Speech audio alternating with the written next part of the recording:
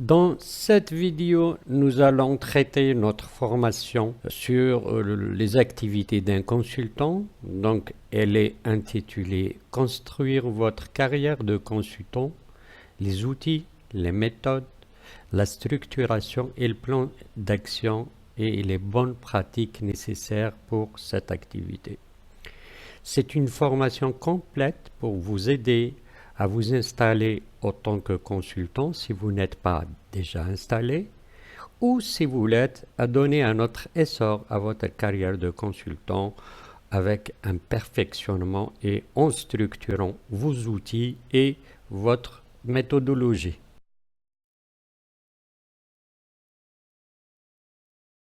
Donc, l'objectif principal de cette formation, c'est de vous aider à libérer ce potentiel qui est en vous comme indépendant, un freelance pour faire des prestations de services chez vos clients.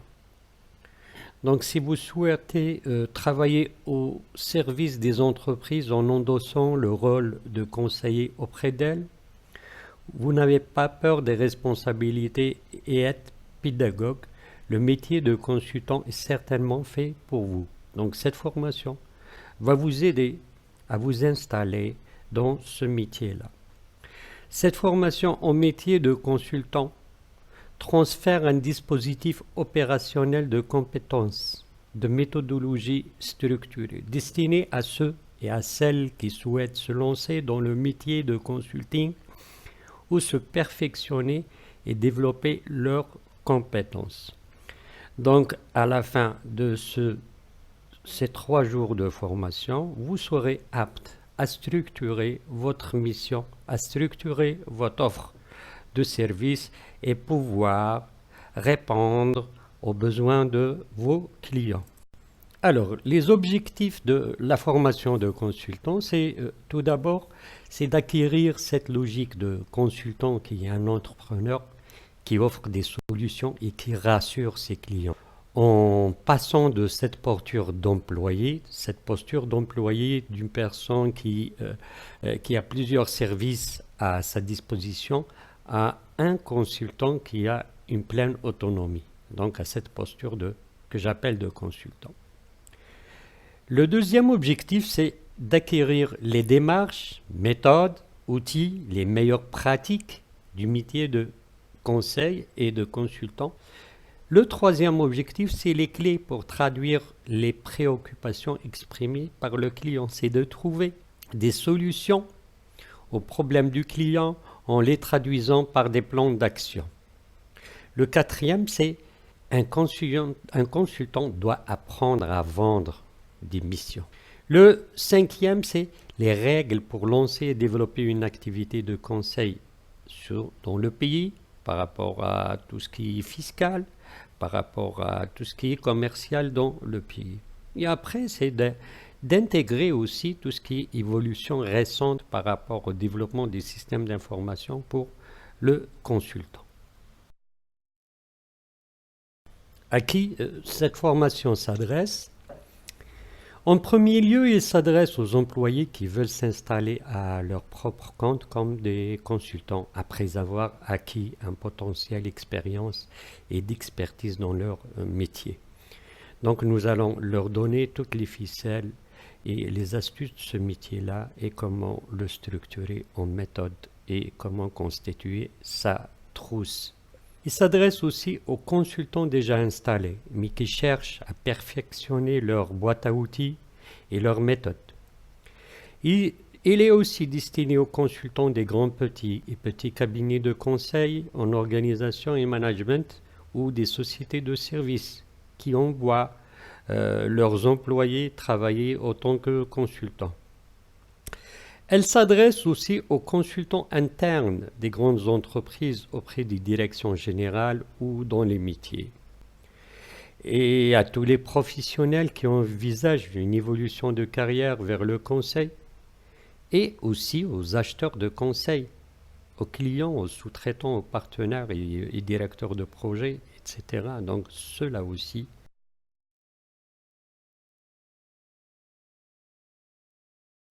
concrètement, qu'est-ce que nous allons voir pendant ces 3 jours? Donc, nous allons commencer par la première journée, donc dans la matinée. Nous allons définir et présenter les différentes postures de consultant. Et on va terminer la matinée par un test de préparation au conseil. En fait, c'est un test qui vous indique à quel point vous êtes prêt pour entamer votre carrière de consultant. C'est un test très surprenant en général dans toute la formation. Les participants sont sincèrement très surpris par la justesse de ce test. Après la pause déjeuner, donc on va voir comment bâtir une offre de service et essayer de la vendre. Une fois qu'on a fait ça, on verra comment élaborer sa proposition, notamment comment évaluer le budget de votre proposition et évaluer aussi la durée de votre mission de consulting. Après, on verra comment gérer une mission de consulting et éviter tous les pièges, surtout lors d'une mission. Lorsqu'on lance une mission, c'est plein de pièges. Est-ce que nous allons être visibles à l'intérieur d'entreprise ou nous allons faire notre mission en douce? On va voir tous ces éléments-là, comment réagir pendant la mission. Et nous allons terminer ça par une étude de cas. Et donc, nous allons par suite voir la phase, ce qu'on appelle le recueil d'informations, comment recueillir les informations à l'intérieur de l'entreprise et surtout comment amener les employés de l'entreprise à collaborer avec vous. Une fois qu'on a fait ça, on va passer à la phase qu'on appelle analyse des problèmes et le diagnostic. On va voir les outils qui permettent de faire des synthèses et qui permettent de trouver les diagnostics par rapport aux problématiques d'une manière générale qu'on voit chez le client. Durant la 3e journée de la formation, après avoir collecté les données, après les avoir structurées, maintenant il y a une certaine logique qu'on peut tirer et on tire certains diagnostics. Là, on commence à chercher des solutions. On va voir aussi comment chercher des solutions.